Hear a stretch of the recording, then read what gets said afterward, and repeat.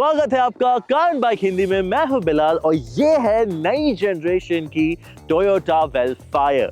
जी हाँ, ये है नई वेलफायर जो इंडिया में लॉन्च होके थोड़ा समय हो चुका है और आज हम इसे चलाने वाले हैं। और हम एक सवाल का जवाब इस वीडियो में ढूंढने वाले हैं कि अगर आप अपनी कंपनी के सबसे इम्पोर्टेंट एम्प्लॉय हो, जैसे कि हो आप CXO या मैनेजिंग डायरेक्टर या फिर आप हो एक बड़े बिजनेस टाइकून, तो आपको क्या एक बड़ी जर्मन लग्जरी बार चलानी चाहिए जैसे कि मर्सिडीज बेंज S क्लास या BMW 7 सीरीज, या आपको चलना चाहिए इसमें।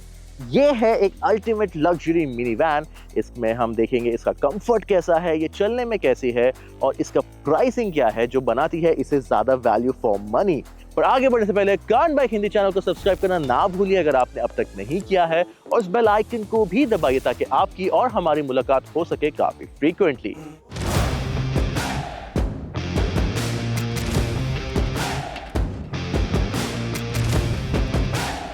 तो चलिए शुरुआत करते हैं इसके प्रेजेंस से। और जब ये वेलफायर पहुंचती है, जब ये आती है अपने मकाम पे, तो लोग ये नहीं देखते कि स्टीयरिंग के पीछे कौन है, क्योंकि उन्हें पता है कि इसके बैक सीट में कोई इम्पोर्टेंट आदमी बैठा हुआ है।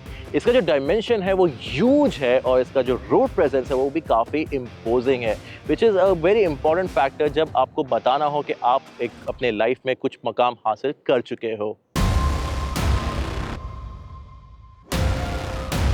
इसका जो प्रोपोर्शंस है वो काफ़ी यूनिक है एंड रोड पे चलने वाली कोई भी कार से मैच नहीं करता। टोयोटा का जो नया डिज़ाइन लैंग्वेज है ये उसे काफ़ी इम्पोजिंग और अटेंशन ग्रैबिंग स्टाइल देता है। काफ़ी सारा क्रोम दिया गया है इसे फ्रंट में और स्लीक हेडलैम्प्स भी है। साइड की ओर आपको 19 इंच के अलॉय व्हील्स देखने मिलते हैं। उसके अलावा फ्लैट रूफ लाइन है, tall and upright tail gate है और काफ़ी सारे कैरेक्टर लाइन्स भी दिए गए हैं। और इसके अलावा इसका जो ओवरऑल ऑरा है जब ये रोड पे चलती है ये काफ़ी यूनिक लगता है। यहाँ आपको 3 कलर ऑप्शंस मिलते हैं, ब्लैक, ग्रे एंड सिल्वर, और तीनों ही कलर काफ़ी यूनिक एंड सटल है। अब यूजुअली जब हम एक कार रिव्यू करते हैं तो कैबिन के बारे में बात करने के टाइम हम सबसे पहले बैठते हैं फ्रंट रो में एंड वहाँ से शुरुआत करते हैं।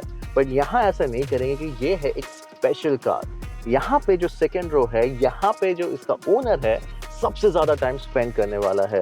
तो ये जो सेकेंड रो इसका बनाया गया है ये सिर्फ कंफर्टेबल नहीं है, ये एक एग्जीक्यूटिव एयरलाइन की क्लास में आपको जो सीट्स मिलती है उस लेवल का कंफर्ट ऑफर करती है।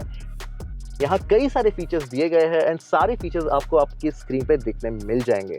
फीचर्स आपको मिलते हैं जैसे कि एक वेंटिलेटेड सीट्स के अलावा रिक्लाइनिंग और मेमोरी फंक्शन, यहाँ पे आपको मसाज फंक्शन भी मिलता है। उसके अलावा electric folding blind, individual sunroof, personal climate control भी है।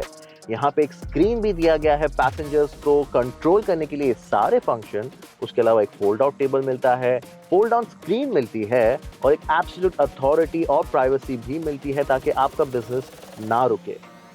पर बात सिर्फ फीचर्स की नहीं है, जिस तरीके से ये एंटायर कैबिन बनाया गया है ये कंफर्ट के साथ साथ यहाँ के जो ओनर है उनके लिए एक सेफ वर्किंग स्पेस भी ऑफर करता है।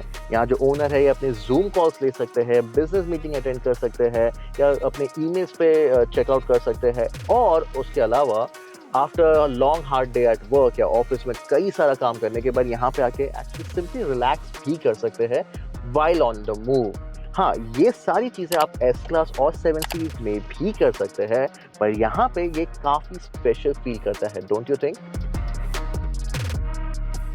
और भले कितनी भी लग्जूरियस हो ये है फिर भी एक MPV, और MPV होती है एक पीपल मूवर। तो जब मौका आता है इस एक्चुअल पीपल मूवर में पीपल को मूव करने का, तो जो थर्ड रो है ये काफ़ी स्पेशियस है। इसका ओवरऑल लेंथ 5 मीटर है, सो दैट ट्रांसलेट्स टू काफ़ी सारा स्पेस थर्ड रो में। लेग रूम काफ़ी अच्छा है, भले ही सेकेंड रो की स्पेस होने के बावजूद मुझे अब भी काफ़ी स्पेस मिलता है। हेड रूम भी काफ़ी अच्छा है एंड ये है एक 7 सीटर। 7 सीटर कैसा है, आगे 2, बीच में 2 और थर्ड रो में एक्चुअली 3। बट मुझे नहीं लगता यहाँ 3 लोग बैठ पाएंगे, बट इंडिविजुअल 2 लोग के लिए काफ़ी कंफर्टेबल है। हाँ, एक नेगेटिव है कि जब थर्ड रो अप है तो आपको 0 बूट स्पेस मिलता है यहाँ पे, और अब थर्ड रो को आप फोल्ड भी कर दो तो ये फ्लैट फोल्ड नहीं होता जैसे किया कार्निवल में होता है। तो हाँ, एक एरिया ऑफ इम्प्रूवमेंट अब भी है। और जब ये गाड़ी चल पड़े और आप यहाँ बैठे हो तो कपल ऑफ थिंग्स आपको ध्यान में रखनी चाहिए। पहली ये कि ये अब भी कंफर्टेबल है, काफ़ी स्पेशियस है और हाँ, ये काफ़ी रिफाइंड भी है। आपको फ़ील होता है कि आप एक काफ़ी स्पेशियस और महंगी और एक्सपेंसिव और लग्ज़रियस कार में बैठे हो। पर ये गाड़ी हैवी भी है, ये काफ़ी लंबी है, चौड़ी है और वज़नदार भी है। तो जब आप यहाँ बैठते हो और इसका जो सस्पेंशन है वो सॉफ्ट है, तो वो खराब रास्तों पर आपको ये फ़ील होगा, ये अनकंफर्टेबल नहीं होगा बट आपको काफ़ी सारा स्वे जैसा फीलिंग होगा। जैसे आप बैठे हो एक बड़ी-सी बस में और जब वो बस टर्न लेती है या खराब रास्तों पे जाती है तो कैसे स्वे होती है, वैसा सेम इफ़ेक्ट आपको यहाँ पर भी महसूस होता है। यहाँ जो ओनर पीछे बैठे हैं, अगर वो अपना काम कर रहे हैं तो कभी-कभार वो थोड़ा अनकंफर्टेबल फ़ील हो सकता है।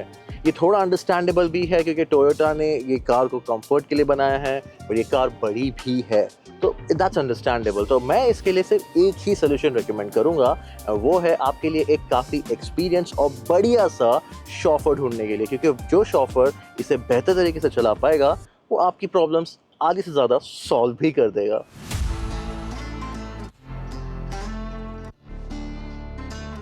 तो किसी स्पेशल दिन आपने आपके ड्राइवर को दे दी है छुट्टी और आपका मन है वेलफेयर को ड्राइव करने का, या फिर मन है आपकी फैमिली को लॉन्ग डिस्टेंस टूरिंग या इंटरसिटी ट्रैवल कराने का, तो ये चलाने में कैसी है चलिए देखते हैं।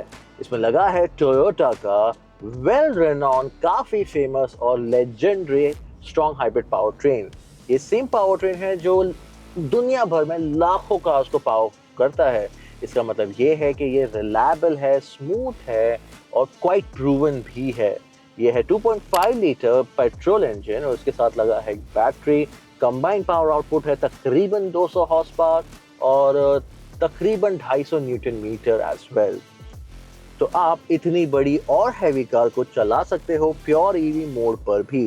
जब बैटरी चार्ज है, आप स्लो स्पीड पे चल रहे हो, भले ही कितनी भी हैवी हो, विद फुल लोड हो, आप इसे इजीली ईवी मोड पे चला सकते हो। पर जब पेट्रोल इंजन की ज़रूरत होती है, जब बैटरी का परसेंटेज लो हो जाता है, तब पेट्रोल इंजन किक इन होता है। ये आपकी गाड़ी को मूव भी करता है एंड बैटरी को भी at the same time charge करता है। ये पेट्रोल इंजन काफ़ी रिफाइंड भी है। हाँ, बट जब आप ईवी मोड से पेट्रोल मोड पे स्विच होते हो तो थोड़ा वाइब्रेशंस आपको डेफिनेटली फील होता है। इसका मतलब ये नहीं है कि इंजन अनरिफाइंड है, सिर्फ इसलिए क्योंकि आप जीरो वाइब्रेशन से कुछ वाइब्रेशन पे जाते हो तो कभी कभार आपको थोड़ा वाइब्रेशन फील हो सकता है, but that's not a bad thing. उसके अलावा it's a quite a heavy car. ये काफ़ी बड़ी और वजनदार कार है, जैसे कई बार मैंने रिपीट किया है। और तो इसलिए इसका जो पावर आउटपुट है, it's not meant for doing acceleration run. इसका 0 to 100 किलोमीटर पर टाइम आपको जानने की ज़रूरत भी नहीं है, क्योंकि ये उस चीज़ के लिए बनी ही नहीं है। ये बनी है सेडेटली चलाने के लिए। आप सिटी में चला रहे हो, आराम से चलाइए, कोई इश्यू नहीं है। इसका माइलेज भी आपको उस तरीके से अच्छा मिलेगा, भले ही आप अकेले बैठे हो या पूरी फैमिली के साथ। और हाँ, अगर आप सिटी में चला रहे हो और आप स्टीयरिंग पे काफ़ी ओकेजनली बैठते हो, तो आपको ये माइंडफुल होना है कि ये काफ़ी बड़ी कार है। 5 मीटर का इसका लेंथ है और भले ही इसकी विजिबिलिटी आपको काफ़ी अच्छी मिलती है, इतना बड़ा विंड स्क्रीन है, बड़े विंडोज़ है, रेयर का विजिबिलिटी भी काफ़ी डिसेंट है, आपको ये माइंडफुल होना चाहिए कि ये एक 5 मीटर की बड़ी एमपीवी है। तो इसका जो जजमेंट है, आपको ये माइंडफुल होना पड़ेगा। पर जब आपको इसका जजमेंट बैठ गया तो ये चलाने में भी काफ़ी कंफर्टेबल है, ईजी टू ड्राइव है, इसका स्टीयरिंग लाइट है, कम्युनिकेटिव है, आपको थकाएगा नहीं even long distance intercity travel पर। हाँ, सस्पेंशन सेटअप थोड़ा सॉफ्ट है, जैसे मैंने आपको पहले बताया। तो हाँ, थोड़ी रोली पोली होती है ये कार, पर उसके लिए आपको थोड़ा उसका स्पीड, उसका स्टीयरिंग इनपुट एंड ओवरऑल कौन सी स्पीड पे कौन सा कॉर्नर, कैसा स्पीड ब्रेकर लेना चाहिए, वो एक बार आपको आदत डालना पड़ेगा। वो डाल दिए तो उसमें वो भी इशू नहीं होगा। और एक इशू इसमें नहीं है, वो ये है कि 3 मीटर का व्हील बेस होने के बावजूद, 19 इंच के अलॉय व्हील्स होने के बावजूद, इसका जो ग्राउंड क्लियरेंस है काफ़ी डिसेंट है। मैंने इसे जितना भी चलाया, मुझे जितने भी स्पीड ब्रेकर्स फेस आए, मुझे कोई भी प्रॉब्लम फेस नहीं हुआ, भले ही कितना भी बुरा स्पीड ब्रेकर हो। हाँ, ये ऑफ रोडिंग शायद ना करे, जब रास्ते ख़राब हो जाए या रास्ते ना हो तो ये ऑफ रोडिंग कर लेगी, बट ये ऑफ रोडिंग के लिए नहीं बनी है। तो ये एक एसयूवी नहीं है, तो आपको उसका ध्यान रखना चाहिए।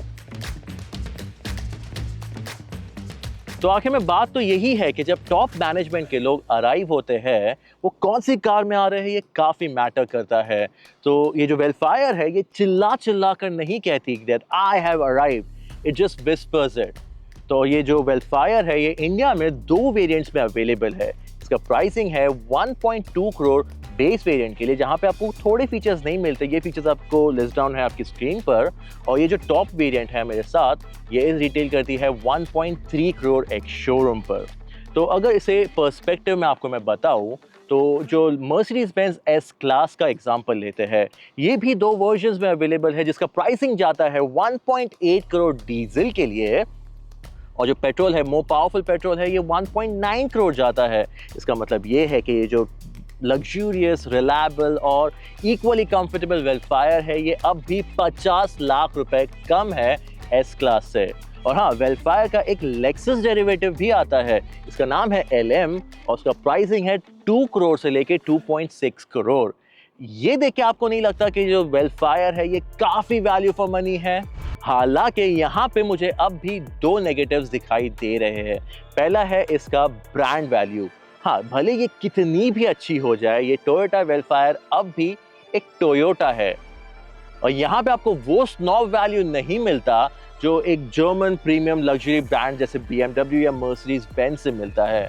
और दूसरा नेगेटिव ये है कि इस सेगमेंट में एक कोरियन राइवल है जिसका नाम है किया कार्निवल। अब कार्निवल भी इतनी ही बड़ी है, इनफैक्ट इससे थोड़ी ज़्यादा है, वो इतनी ही लग्जरियस, इतनी ही कंफर्टेबल, इतनी ही फीचर लोडेड भी है। हालांकि वहाँ पे आपको डीजल भी मिलता है, ये यहाँ पे आपको सिर्फ हाइब्रिड मिलता है। और इसके बावजूद जो किया कार्निवल है, इसका प्राइस टैग है 63 लाख रुपीस एक शोरूम, और इस प्राइस पे कार्निवल इस वेलफायर से कॉस्ट में आधी है। पर भले ही जो भी हो, टोयोटा वेलफायर खुद में एक काफी सॉलिड कार है। वो ये नहीं बताती कि बॉस कौन है, वो ये बताती है कि आप ही बॉस हो। शायद इसीलिए ही ये पॉलिटिशियंस और बिजनेसमैन के अलावा सेलिब्रिटीज एंड स्पोर्ट्स पर्सनालिटीज में भी काफी फेमस है। और इसके लिए ये है टोयोटा वेलफायर। आपके लिए आपका क्या ख्याल है इस वेलफायर के बारे में? हमें कमेंट सेक्शन में ज़रूर बताइए, इसके प्राइसिंग के बारे में, इसके फीचर्स के बारे में, इसके कंफर्ट के बारे में। अगर आपको और कोई सवाल है इसके बारे में रिलेटेड टू द वेलफायर, हमें कमेंट सेक्शन में ज़रूर लिख भेजिए, and I promise we will address them all personally. तो इस वीडियो में इतना ही। मैं हूं बिलाल, लेता हूं आपसे विदा, फिर मिलते हैं।